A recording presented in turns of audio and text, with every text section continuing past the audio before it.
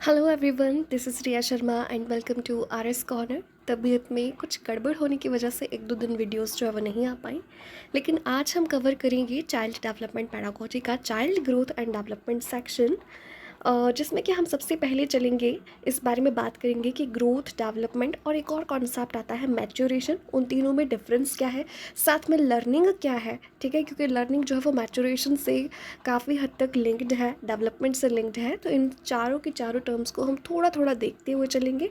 Next हम करेंगे cover stages of development को, फिर करेंगे प्रिंसिपल्स ऑफ डेवलपमेंट को, देन कवर करेंगे वेरियस एस्पेक्ट्स ऑफ डेवलपमेंट को। ओके, और जो भी इसको प्रभावित करते हैं उन सब कारकों के बारे में बात करेंगे। नेक्स्ट है physical development, cognitive development, social, emotional, इनके बारे में हम बात करते हुए चलेंगे कि ये इन मोटे मोटे तौर पर ये होती किस तरह की हैं, ठीक है, इसमें क्या क्या इंक्लूडेड होता है। देन बात करेंगे कि role of teacher in growth and development और इसकी एजुकेशनल इम्प्लीकेशंस क्या हैं, क्यों ये CDP सेक्शन हमें जो है वो लगा होता है, इसके बारे में जानना जो है वो क्यों ज़रूरी है। चलिए शुरुआत करते हैं चाइल्ड ग्रोथ एंड डेवलपमेंट से। तो सबसे पहले बात करिए बाल वृद्धि और विकास से क्या मतलब निकलता है। ठीक है, तो वृद्धि का मतलब होता है बढ़ना, ठीक है, विकास का मतलब होता है कि बहुत सी मल्टीपल डायरेक्शंस में जब हमें ग्रोथ दिखती है, ठीक है, बहुत सी डायरेक्शंस में, और वो स्थायी होती है, तो उसको हम डेवलपमेंट का नाम दे देते हैं, अगर हम जनरल सेंस में बात करें। चलिए अब बात करते हैं कि नेचुरली जो हमारे पास में जो क्वेश्चंस आते हैं वो किस तरीके से आते हैं और उसको और डिटेल में किस तरीके से पढ़ा जा सकता है। तो चाइल्ड ग्रोथ एंड डेवलपमेंट में हमारे पास में होता क्या है। सबसे पहले आती है प्रोग्रेसिव चेंजेस इन सीरीज, यानी कि बढ़ते क्रम में बदलाव आते हैं, एक क्रम में बदलाव होते हैं और वो बढ़ते हुए होते हैं। ठीक है, फॉर एग्जाम्पल के लिए जैसे कि एक छोटा सा बच्चा होता है, उसका साइज, शेप एट्सेट्रा जो है वो कुछ अलग होती है, लेकिन जब जब वो जैसे वो बड़ा होता जाता है तो उसके साइज़ में चेंजेस आते हैं, उसके ऑर्गन्स में चेंजेस आते हैं, और भी बहुत सी डेवलपमेंट होनी स्टार्ट हो जाती है। लाइक वो चलना स्टार्ट कर देता है, पहले क्रॉल करता है, फिर चलता है, फिर उसके बाद में दौड़ता है, फिर साइकिल चलाना स्टार्ट कर देता है। ठीक है, तो इस तरीके से उसमें एक क्रम में जो है वो चेंजेस आते हैं, ठीक है, और वो बढ़ते हुए क्रम में आते हैं। ऐसा नहीं है कि उसने चलना सीख लिया तो उसके बाद में वो वापस से क्रॉल करना सीखेगा। ठीक है, चलने के बाद में दौड़ना, कूदना, ऐसी सब चीज़ें आती हैं। ठीक है, यानी कि जो चेंजेस एक बार आ चुके हैं उससे एडवांस लेवल में ही अब चेंजेस जो है वो नेक्स्ट आएंगे। उसके बाद में नेक्स्ट है कि ये बर्थ से लेकर के डेथ तक चलती है, या आप कह सकते हो वोम टू टोम चलती है। ठीक है, बर्थ से भी नहीं, वोम टू टोम। अगर आपके पास में ऑप्शन पेपर में आता है कि हमारे पास में डेवलपमेंट कब से कब तक होती है, तो गर्भ से कब्र तक होती है, आपने याद रखना है। ठीक है, हम गर्भ में जब माता कॉन्सीव हमें करती है, ठीक है, तो उस टाइम पे ही डेवलपमेंट जो वो स्टार्ट हो जाती है बच्चे की, वो एम्ब्रियोनिक स्टेज में जाता है, जर्मिनल स्टेज में जाता है, फिर उसके बाद में उसका बर्थ होता है, फिर उसके बाद में वो बड़ा होता जाता है और एक अडल्ट ह्यूमन बीइंग के फॉर्म में बन जाता है। ठीक है, और एंड तक उसमें चेंजेस आते रहते हैं जब तक उसकी डेथ नहीं हो जाती है। नेक्स्ट है कि उसमें परमानेंट चेंजेस होते हैं। ठीक है, ग्रोथ और डेवलपमेंट के अंडर जो चेंजेस आते हैं ना, स्पेशली डेवलपमेंट में, ग्रोथ के टाइम पे हमारे पास में और डेवलपमेंट में जो चेंजेस आते हैं वो परमानेंट होते हैं। फॉर एग्जांपल ये फिक्स्ड होते हैं, जैसे कि हमारे अंदर कोई चेंज आ गया तो वो परमानेंट होगा। फॉर एग्जांपल के लिए अगर हमारी हाइट सर्टेन इंचेस तक या फीट तक पहुंच गई है, ठीक है, तो वो उससे आगे ही जाएगी, वो परमानेंट रहेगी, उससे नीचे नहीं जाएगी, उससे आगे जाएगी, प्रोग्रेसिव होगी लेकिन परमानेंट होगी। ये तो मैंने आपको हाइट का एग्जांपल दिया। उसी तरह से हमारी लर्निंग होगी। अगर हमने खाना खाना खुद से सीख लिया है, बनाना सीख लिया है, तो वो परमानेंट चेंज रहेगा। ठीक है, और उसमें एडवांसमेंट आ सकती है लेकिन उसमें कम कुछ नहीं होगा। ठीक है, चेंजेस जो है वो परमानेंट होते हैं, क्वालिटेटिव होते हैं, गुणात्मक होते हैं, यानी कि हमारी पर्सनैलिटी से रिलेटेड हो, चाहे वो हमारी इमोशन से रिलेटेड हो। फॉर एग्जांपल के लिए जैसे छोटा बच्चा होता है, उसको कोई चीज़ चाहिए, कोई खिलौना चाहिए, तो वो जाता है दुकान में और वहीं पे बैठ के रोना स्टार्ट कर देता है कि मुझे ये चीज़ चाहिए ही चाहिए। लेकिन जैसे जैसे हम बड़े होते जाते हैं, हम समझदार होते जाते हैं, हम समझदार कैटेगरी में आते जाते हैं, हम अपनी इमोशंस को बेटर कंट्रोल कर पाते हैं। ठीक है, तो ये चेंजेस जो है वो हमारे पास में परमानेंट होते हैं और क्वालिटेटिव होते हैं। नेक्स्ट है कि ये सारे के सारे जो ग्रोथ और डेवलपमेंट है, ये हमें डिपेंडेंसी से ऑटोनॉमी की तरफ लेके जाते हैं, यानी कि निर्भरता से स्वायत्तता की ओर ले जाते हैं। निर्भरता फॉर एग्जांपल के लिए जैसे कि बच्चे का जन्म होता है तो वो टोटली डिपेंडेंट होता है अपनी मदर के मिल्क पर। फिर उसके बाद में उसको खाना खाना जब वो स्टार्ट कर देता है, तब भी उसको खाना खुद से खाना नहीं आता है, वो पेरेंट्स के ऊपर या अपने सराउंडिंग में जो भी उसके आप कह सकते हो कि देखभाल करने वाले होंगे, उनके ऊपर डिपेंड करता है कि वो उसको फीड फीड कराएंगे तब वो खाना खा पाएगा। इवन बाकी सब चीज़ों के लिए भी वो डिपेंडेंट होता है बाकियों के ऊपर, लेकिन जैसे जैसे वो बड़ा होता जाता है वो क्या होता जाता है, ऑटोनॉमी को अचीव करता जाता है, वो खुद के ऊपर स्वायत्त होता जाता है, यानी कि निर्भर होता जाता है। ठीक है, वो खुद से खाना खाना स्टार्ट करता है। फिर उसके बाद में वो धीरे धीरे एक स्टेज ऐसी आती है कि वो खुद से पढ़ पाता है, लिख पाता है, बोल पाता है, अपनी बातों को शेयर कर पाता है, और एक टाइम पे आकर के वो अर्न करना शुरू कर देता है और एक अडल्ट ह्यूमन बीइंग की तरह बिहेव करता है। ठीक है, और वो खुद के ऊपर निर्भर हो जाता है। ठीक है, तो ये हमारे पास में ग्रोथ और डेवलपमेंट का रिजल्ट क्या होता है, हमारे पास में डिपेंडेंसी से ऑटोनॉमी की तरफ हम चले जाते हैं, निर्भरता से स्वायत्तता को हम अचीव करते हैं। अब हम बात करते हैं ग्रोथ क्या है, डेवलपमेंट क्या है और मैच्योरेशन, और मैंने आपको एक और टर्म बताई लर्निंग। इनके बारे में हम थोड़ा थोड़ा जानेंगे कि है क्या ये चीज़ें। ठीक है, और थोड़ा विस्तार से करेंगे ग्रोथ और डेवलपमेंट को। सबसे पहले बात करें ग्रोथ की, तो ग्रोथ का मतलब होता है वृद्धि, और वृद्धि जैसे कि हम देखते हैं कि वृद्धि का मतलब होता है बढ़ना। जब कोई चीज़ बढ़ती हुई हमें नज़र आ जाएगी, जो विजिबल चेंजेस होंगे, चाहे वो उसके आकार में परिवर्तन हो, भार में परिवर्तन हो, साइज़ में चेंज हो, शेप में चेंज हो, ठीक है, उन सारे के सारे चेंजेस को, उन सारे के सारे बदलावों को हम ग्रोथ यानी कि वृद्धि की कैटेगरी में रखते हैं। ठीक है, अब क्योंकि वो विजिबल है तो उनको हम मेज़र भी कर सकते हैं। लाइक अगर किसी की हाइट बढ़ेगी तो हम उसको माप सकते हैं, अगर किसी का भार बढ़ेगा तो उसको मापा जा सकता है, अगर किसी का वेट बढ़ जाएगा तो उसको भी मापा जा सकता है, और साथ में अगर साइज़ चेंज होगा, शेप चेंज होगी तो वो भी हमें दिख जाएगी। ठीक है, इसके बाद इसमें आते हैं हमारे पास में फिजिकल स्ट्रक्चर और फिजिकल चेंजेस, यानी कि शारीरिक रूप से जितने परिवर्तन आएंगे जो हमें दिख जाएंगे वो सारे के सारे ग्रोथ में आते हैं। ये एक नैरो एस्पेक्ट है डेवलपमेंट का, सीडीपी का, चाइल्ड ग्रोथ एंड डेवलपमेंट का, यानी कि चाइल्ड डेवलपमेंट पेडागोजी के अंदर ये बहुत ही छोटा सा एस्पेक्ट माना जाता है, क्योंकि डेवलपमेंट में हमारे पास में बहुत से एस्पेक्ट्स आते हैं, लेकिन ग्रोथ में सिर्फ वही चीज़ें आती हैं जो हमें दिख जाती हैं। उसके बाद में बात करें इंटरनल और एक्सटर्नल, इसमें दोनों तरह की ग्रोथ आ जाती है। जैसे कि हमारे ऑर्गन्स बड़े होंगे, उनकी फंक्शनिंग जो है वो ज़्यादा बेटर हो जाएगी, वो इंटरनल में आ जाएगा। और एक्सटर्नल की अगर हम बात करें तो हमारा शेप, साइज़, वेट एट्सेट्रा जब चेंज होगा और हमारी फंक्शनिंग भी चेंज होगी तो वो ग्रोथ के अंडर आ जाएगी। ठीक है, ये एक बायोलॉजिकल प्रोसेस है, यानी कि जैविक प्रक्रिया है, और स्पेशली ये शारीरिक प्रक्रिया है। शरीर में हमारे अंदर जो चेंजेस आएंगे उनको हम ग्रोथ के अंदर रखते हैं। ऑटोमेटिक है, यानी कि स्वतः ही चलती है। ठीक है, बचपन से बड़े होकर जो बड़े होते हुए हमारे में जो भी चेंजेस आते हैं वो खुद ही हो जाते हैं, हम बाहर से कुछ ज़्यादा स्पेशल एफर्ट्स नहीं करते हैं।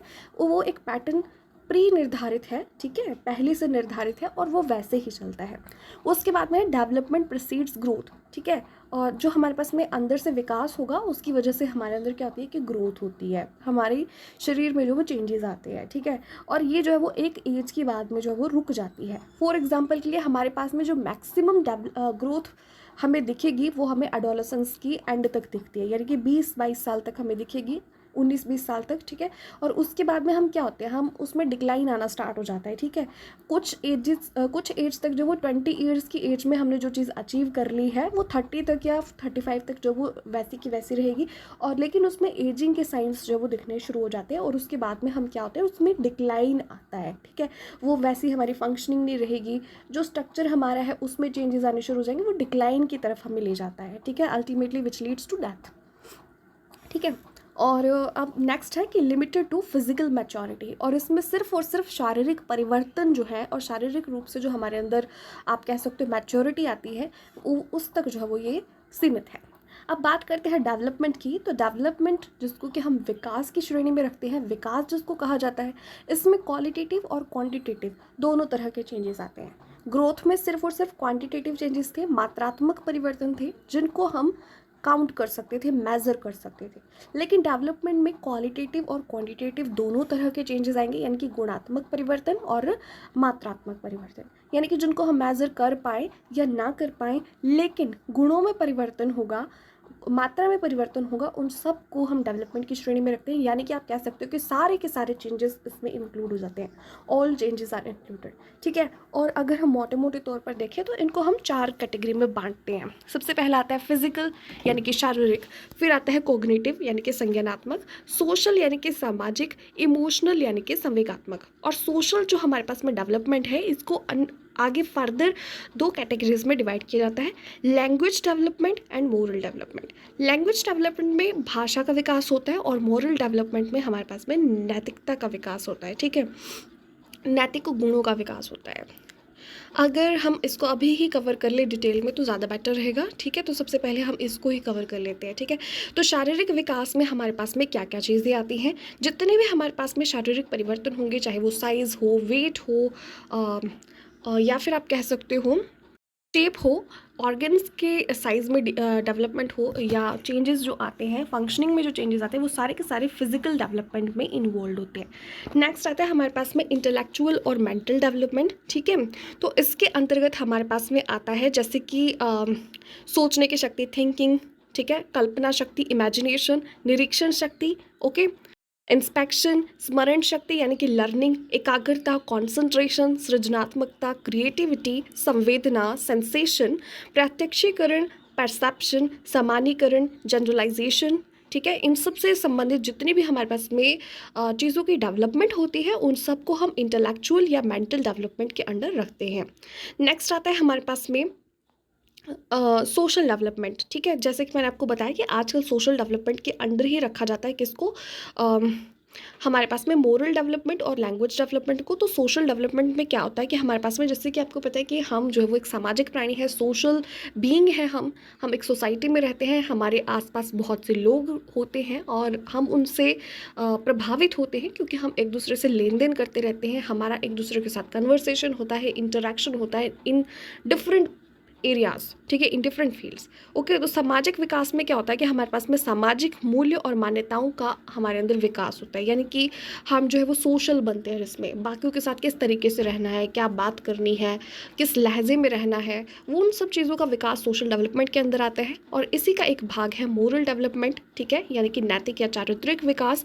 तो इसके अंदर जो है वो हमारे अंदर नैतिक भावनाओं का, मूल्यों का, चरित्रों संबंधी जो विशेषताएं हैं उनका विकास होता है, यानी कि गुड और बैड जो हमारे पास में थिंग्स हैं उनके बारे में हमें पता चलता है, हमें किस तरीके से रहना है, कौन से कंडक्ट्स अच्छे हैं, कौन से जो है वो सोसाइटी में अच्छे गिने जाते हैं, उन सब का विकास होता है। और इस तरीके से एक बेटर मैच्योर इंडिविजुअल जो है वो, सोशल इंडिविजुअल जो है वो हमारे पास में बन के आता है। इसी के तहत आता है लैंग्वेज डेवलपमेंट, भाषात्मक विकास में। सबसे पहले तो हम अर्ली स्टेजेस में क्या करते हैं कि मामा, पापा, माँ, बा, ऐसे करके ना हम छोटे छोटे शब्दों को सीखते हैं और धीरे धीरे हम क्या करते हैं कि इतनी एबिलिटी अचीव कर लेते हैं कि हमारे जो थिंकिंग है, हमारी जो इमेजिनेशन है, या हमारे जो भी विचार हैं हम दूसरों तक रखने में जो है वो सक्षम हो जाते हैं, ठीक है। यानी कि भाषात्मक विकास में बालक के अपने विचारों की अभिव्यक्ति के लिए भाषा का जानना और उसके प्रयोग से संबंधित योग्यताओं का विकास शामिल होता है, जिसमें कि listening, speaking, reading and writing, इन चारों स्किल्स का विकास हो जाता है, ठीक है। अब इसके बाद में हमारे पास में बच गया इमोशनल डेवलपमेंट। इमोशनल डेवलपमेंट में हमारे पास में इमोशंस का विकास होता है, जैसे कि हमारे पास में लव, हेट, एंगर एट्सेट्रा, उन सबको कंट्रोल करना और किस तरीके से हमें जो है वो मैनेज करके चलना है एक डिसिप्लिन में, एक जैसी मैनर में, वो सब इमोशनल डेवलपमेंट के अंडर आता है, ठीक है। अब हम चलते हैं नेक्स्ट, ओके। नेक्स्ट हम चलते हैं डेवलपमेंट की, हमने स्टेजेस करी कवर, और यस अब हम बात करेंगे चरणों के बारे में कि किस तरीके से ये डेवलपमेंट किन किन स्टेजेस में कवर होती है, ठीक है। तो बेसिकली ये जो हमारे पास में सबसे पहली स्टेज आती है वो आती है प्री नेटल, यानी कि जन्म से पूर्व, जब बच्चा जो है वो भ्रूण में होता है, यानी कि माता के गर्भ में होता है, कॉन्सेप्शन के बाद से लेकर के उसके बर्थ तक, ठीक है। तो उसको हम प्री नेटल स्टेज कहते हैं। देन आता है नियोनेट स्टेज, यानी कि नवजात शिशु, जो कि 2 वीक्स तक यानी कि 14 दिन तक का जो काल होता है जन्म के बाद में, उसको नियोनेट स्टेज यानी कि नवजात शिशु, नवजात काल जो है वो कहा जाता है।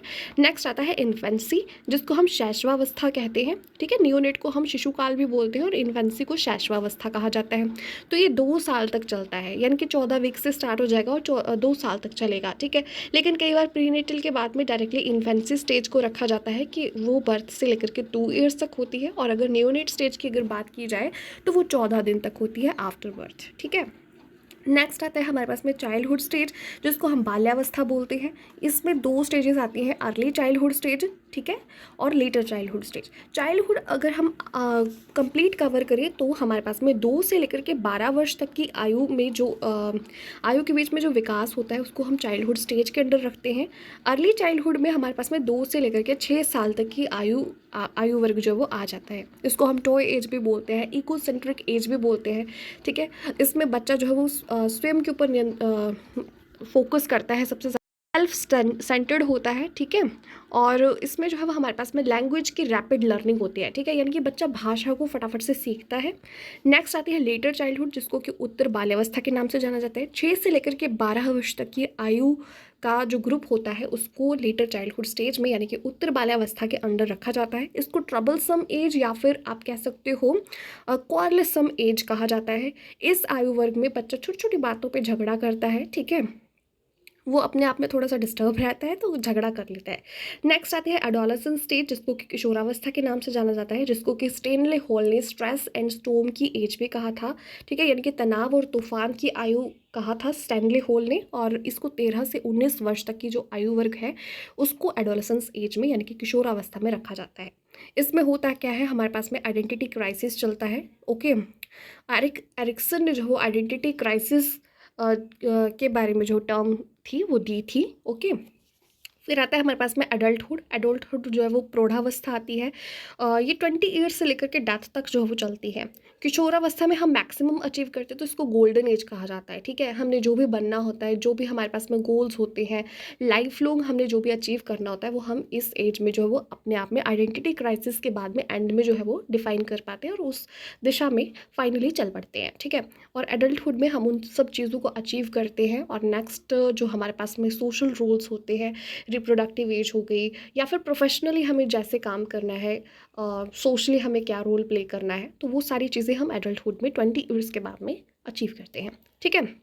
और ये इसमें हम मैच्योर हो चुके होते हैं मैक्सिमम। नेक्स्ट आता है हमारे पास में डेवलपमेंट में कि डेवलपमेंट जो है वो एक कॉन्टिन्यूअस प्रोसेस है, यानी कि लाइफ लॉन्ग प्रोसेस आप इसको कह सकते हो। लगातार ये चलता रहता है, ऐसा नहीं है कि कभी रुक जाएगा, ठीक है। डेवलपमेंट लगातार धीमी गति से चलेगा, तेज़ गति से चलेगा, लेकिन चलेगा ज़रूर, ओके। ये गर्भ से कब्र तक चलता है। ऑर्डरली एंड प्रेडिक्टेबल है, यानी कि एक क्रम में चलेगा, और प्रेडिक्टेबल यानी कि हम इसका जो है वो अनुमान लगा सकते हैं कि आगे चल करके इसमें क्या होगा। प्रेडिक्शन इसमें जो है वो पॉसिबल, यानी कि इसकी भविष्यवाणी की जा सकती है। लाइक कोई बच्चा जो है वो बहुत ही ज़्यादा आप कह सकते हो कि जिस तरीके के इंटरेस्ट रखता है उसके बेसिस पर हम उसका फ्यूचर जो है वो बता सकते हैं कि वो शिक्षा में होगा, स्पोर्ट्स में होगा, या फिर आगे चल कर के ये बच्चा क्या बन सकता है, कौन सी फील्ड इसके लिए सही होगी, हम इसको प्रेडिक्ट कर सकते हैं।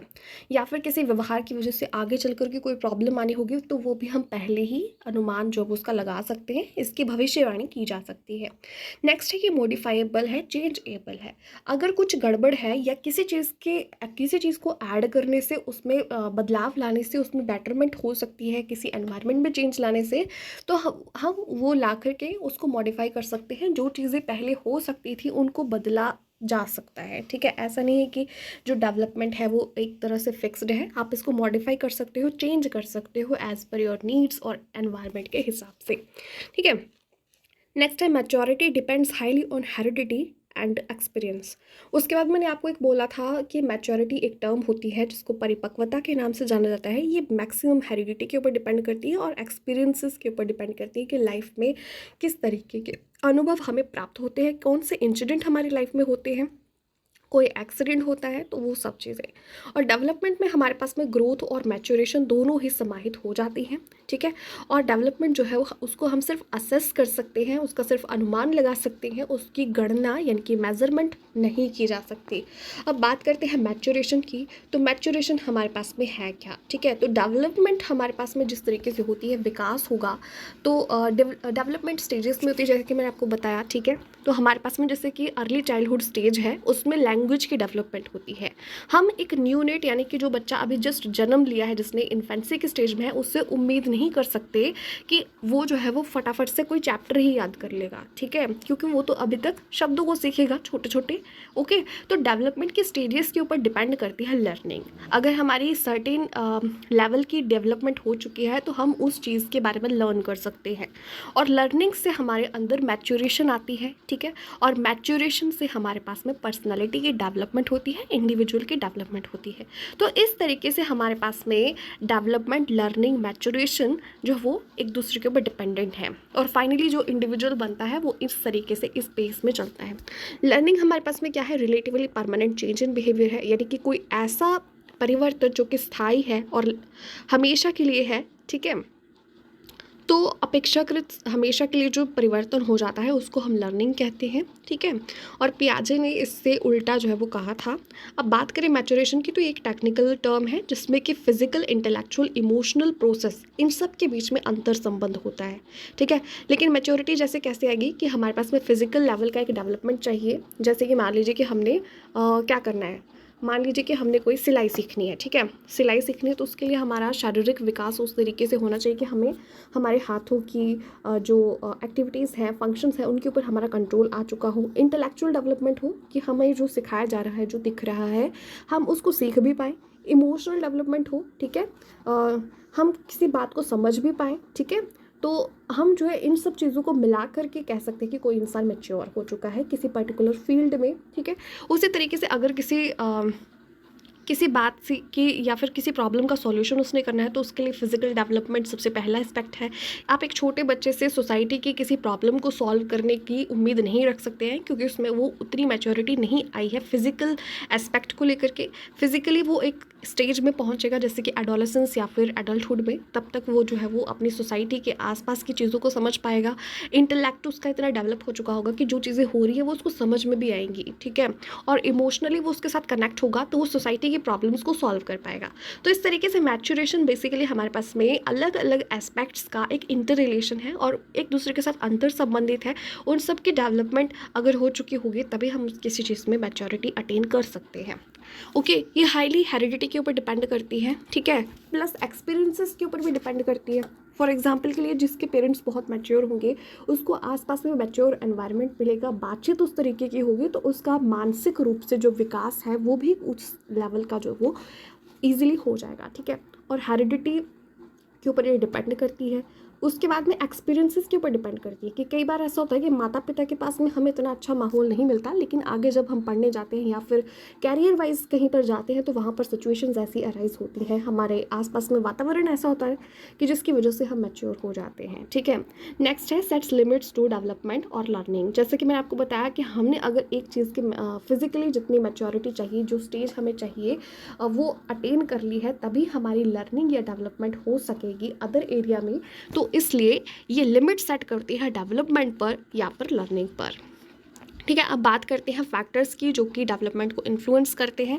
हमने डिटेल में लास्ट वीडियो में किया था हेरिडिटी एंड एनवायरनमेंट। तो हेरिडिटी जिसको कि हम अनुवांशिकता बोलते हैं, माता पिता के द्वारा प्राप्त से हमें जो गुण प्राप्त होते हैं विरासत में, ठीक है, आप कह सकते हो थ्रू जीन्स, क्रोमोसोम्स, ठीक है। तो वो सारे के सारे हेरिडिटी में आ जाते हैं, तो ये डेवलपमेंट को प्रभावित करते हैं। कई बार हम बहुत अच्छे बन के निकल जाते हैं, कई बार हमारे में उतने लेवल के गुण नहीं होते, वो हमें अचीव करने पड़ते हैं। आफ्टर बर्थ हमें जो है वो उन चीज़ों के ऊपर मेहनत करनी पड़ती है, ठीक है। दूसरी चीज़ है एनवायरनमेंट, जिसमें कि हमारे पास में अर्ली स्टिमुलेशन यानी कि जो बचपन में एक्सरसाइजेस करवाई जाती हैं वो डिपेंड करता है। चाइल्ड रियरिंग प्रैक्टिसेस, किस तरीके से बच्चे का पालन पोषण किया जा रहा है, उसकी ज़रूरतें पूरी हो रही हैं, उसको प्रॉपर प्यार और न्यूट्रिशन मिल रहा है, वो सब चीज़ें उसके ऊपर डिपेंड करती हैं। न्यूट्रिशन, एजुकेशन, सोसाइटी, ये सब एनवायरनमेंट में आ जाती हैं। और अगर वैसे बात करें इंटरनल और एक्सटर्नल फैक्टर्स की टर्म में, तो इंटरनल फैक्टर में हमारे पास में आ जाता है हेरिडिटी, जैसे कि मैंने आपको बताया अनुवांशिकता, बायोलॉजिकल एस्पेक्ट्स यानी कि शारीरिक या जैविक विकास हमारा किस तरीके से हो रहा है, इंटेलिजेंस, ठीक है, हमारे पास में जो हमारी बुद्धि है वो किस प्रकार की है, कितनी इंटेलिजेंस कोशेंट क्या है, इमोशनल डेवलपमेंट, सोशल डेवलपमेंट, ये सारे के सारे फैक्टर्स जो है वो हमारे पास में society, emotions, intelligence, biological factors, hereditary factors, ये सब के सब जो है वो इंटरनल फैक्टर्स में आते हैं, जो अंदर ही अंदर जो है वो हमारे सोचने समझने, कोग्निशन, इमोशंस, इन सब को प्रभावित करते हैं, ठीक है। और अगर इन सब में सब कुछ पॉजिटिव हो रहा है तो हम ग्रो करते हैं, खुश रहते हैं और हमारी सब चीज़ें पॉजिटिव होती जाती हैं। लेकिन इनमें से अगर कोई एक चीज़ भी हमें बुरी तरह से प्रभावित कर रही है, नेगेटिव इम्पैक्ट हम पर पड़ रहा है, तो हम स्ट्रेस, डिप्रेशन जैसे स्टेज में जा सकते हैं एंड लेटर ऑन हमारी अदर बीमारियों के स्टेजेस में हम पहुंच सकते हैं। नेक्स्ट है एक्सटर्नल, ठीक है। तो एक्सटर्नल में हमारे पास में वॉर्म का एनवायरनमेंट आ जाता है अगर हम बड़ी अर्ली स्टेज की बात करें, जब बच्चा कंसीव किया है माता ने और उसके जन्म तक, तो इसमें हमारे पास में गर्भ का वातावरण आ जाता है कि बाहर से माहौल माता को किस तरीके का मिल रहा है, जैसे कि physical and mental health of mother किस तरीके की है उस टाइम पे, उससे कोई स्ट्रेस तो नहीं है, क्या वो खुश है, उसकी ज़रूरतें पूरी हो रही हैं। नेक्स्ट है सिंगल और मल्टीपल चिल्ड्रन, उसके पेट में, उसके गर्भ में एक या उससे ज़्यादा बच्चे अगर पल रहे होंगे तो जो भी वो न्यूट्रिशन ले रही है वो मल्टीपल हिस्सों में डिवाइड होगा, तो उसमें कुछ फ़र्क तो रह जाएगा। नेक्स्ट है न्यूट्रिशन, कि उसको प्रॉपर न्यूट्रिशन बैलेंस्ड डाइट जो वो मिल रही है या उसके अभाव में वो जी रही है या कुपोषण का शिकार है। नेक्स्ट है हार्मफुल रेडिएशंस और रेज के संपर्क में वो आती है तब भी बच्चे के ऊपर प्रभाव पड़ता है। नेक्स्ट है नॉर्मल और एबनॉर्मल डिलीवरी, किस तरह की डिलीवरी उसमें होती है, कई बार उसमें भी कुछ इंजरीज आ जाती हैं। नेक्स्ट है एनी डैमेज और एक्सीडेंट टू द बेबी, तो जिस टाइम पे माता के गर्भ में बच्चा है तो उस टाइम पे कोई एक्सीडेंट तो नहीं हो गया, माता किसी सदमे में तो नहीं चली गई या फिर किसी वजह से उसको चोट लग गई, तो उन सब चीज़ों का प्रभाव जो है वो एक्सटर्नल एनवायरनमेंट के अंदर आता है। और आफ्टर बर्थ जो एनवायरनमेंट है उसमें एक्सीडेंट्स एंड लाइफ इंसिडेंट्स जो भी होते हैं, न्यूट्रिशन किस तरीके का मिलता है, मेडिकल फैसिलिटी किस तरीके की मिलती है, एजुकेशन किस तरीके की मिलती है, कल्चर कैसा है, अपॉर्चुनिटीज़ अवसर उसको प्रॉपर मिल पा रही हैं या नहीं मिल पा रही हैं, और साथ में देश का कॉन्स्टिट्यूशन कैसा है, ये सब के सब फैक्टर्स जो है वो आफ्टर बर्थ जो है वो एक्सटर्नल फैक्टर्स में इंक्लूड होते हैं। अब बात करते हैं principles of growth and development की। ठीक है, तो सबसे पहला है प्रिंसिपल ऑफ कॉन्टिन्यूटी, यानी कि हमारे पास में डेवलपमेंट है वो लगातार चलने वाला प्रोसेस है, जन्म से लेकर के मृत्यु तक चलता ही रहेगा। इवन फ्रॉम कॉन्सेप्शन, गर्भ से लेकर के मृत्यु तक ये चलता ही रहता है, ऐसा नहीं कि कभी रुक जाएगा, चाहे इसकी गति में जो है वो हमारे पास में एक रूपता ना हो। अगला हमारे पास में प्रिंसिपल भी वही है, प्रिंसिपल ऑफ यूनिफॉर्म पैटर्न, क्रम की एक रूपता रहती है। लाइक हमारे पास में सबसे पहले बच्चा क्रॉल करना सीखेगा, उसके बाद में चलना सीखेगा, चलने के बाद में वो दौड़ना कूदना सीखेगा। ठीक है, तो इसमें एक यूनिफॉर्म पैटर्न रहता है, उस सीक्वेंस में, उस क्रम में ही बच्चे में बदलाव आते हैं, यानी कि डेवलपमेंट होती है। नेक्स्ट है rate of growth and development is not uniform, ऐसा नहीं है कि वृद्धि और विकास की दर जो वो एक जैसी रहेगी, यानी कि उसकी स्पीड में बदलाव हो सकता है, उसकी पेस में बदलाव हो सकता है। जैसे कि हमारे पास में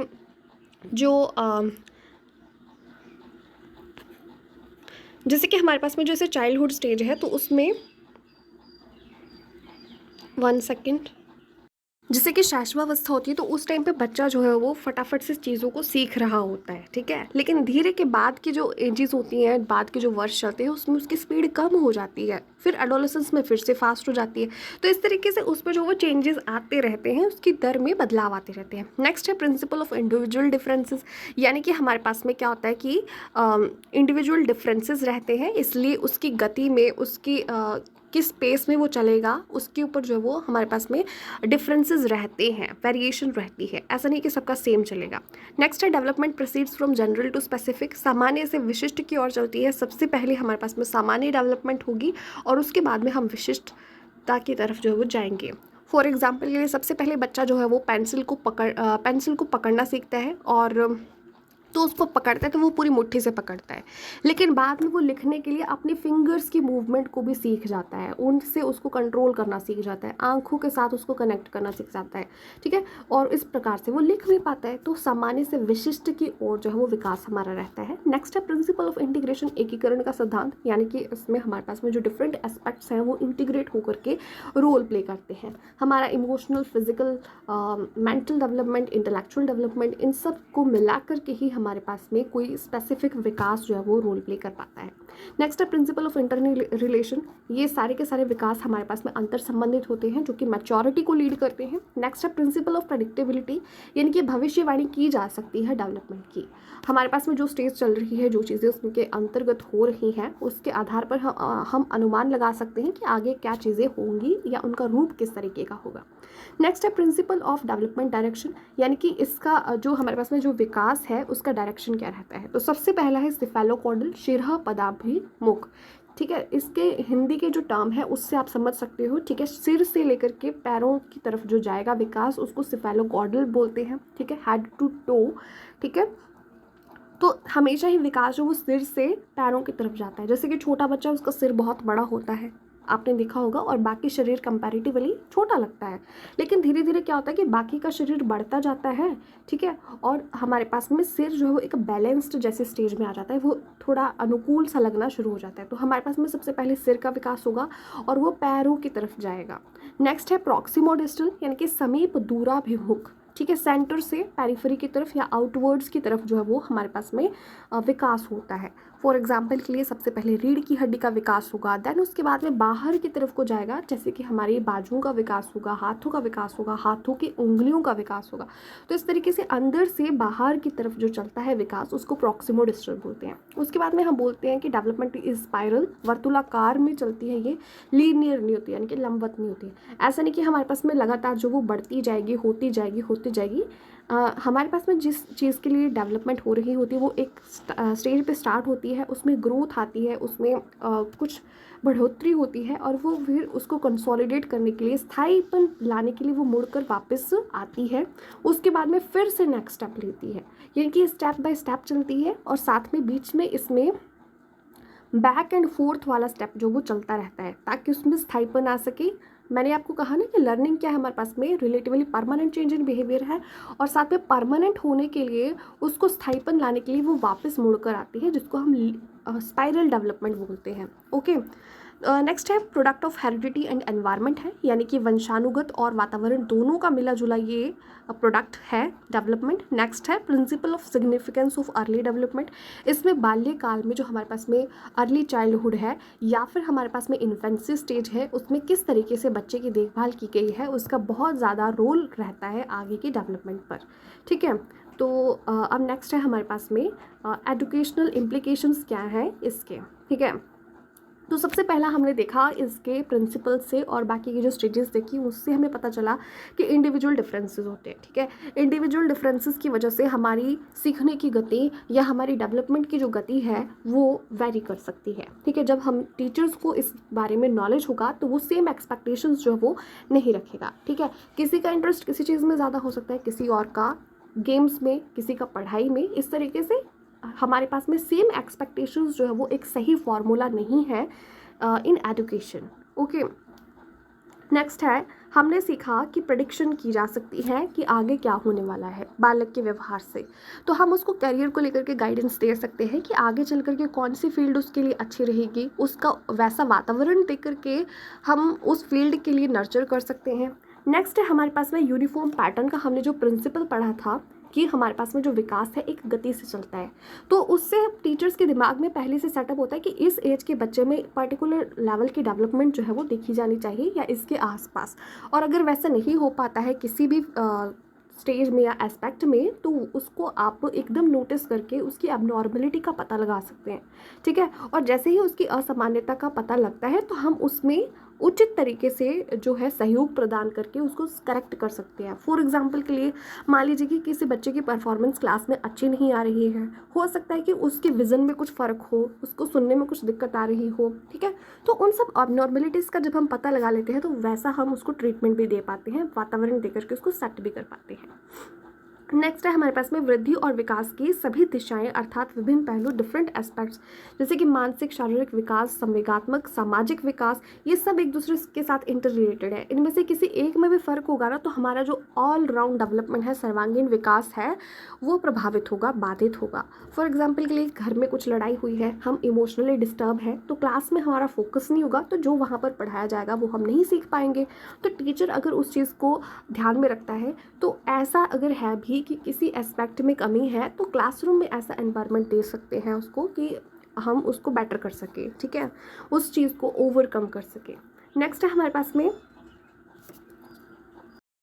टीचर जो है वो आने वाली जो समस्याएं हैं या परिवर्तन है उनके लिए अपने आप को पहले ही तैयार करके रखता है। जैसे कि उसको पहले से पता है कि एडोलेसेंस की स्टेज में क्या होगा कि बच्चा स्ट्रेस और स्ट्रोम की स्टेज में जाएगा, उसमें इंडिविजुअल क्राइसिस होंगे, आइडेंटिटी क्राइसिस होंगे, ठीक है। तो उस स्टेज में अगर उसको अच्छा वातावरण दिया जा सकता है, ठीक है, और उसको अच्छे से गाइड किया जा सकता है, तो टीचर जो है वो पहले से प्रिपेयर होगा कि ऐसी चीज़ें होने वाली हैं, तो किस तरीके का माहौल, कौन सी मैथडोलॉजी, कितना फ्रैंक बच्चे के साथ में रहना है, उसकी प्रॉब्लम्स को जो है वो हमने समझना है। नेक्स्ट है वंशानुक्रम और वातावरण दोनों मिलकर के बालक की वृद्धि और विकास के लिए उत्तरदायी हैं।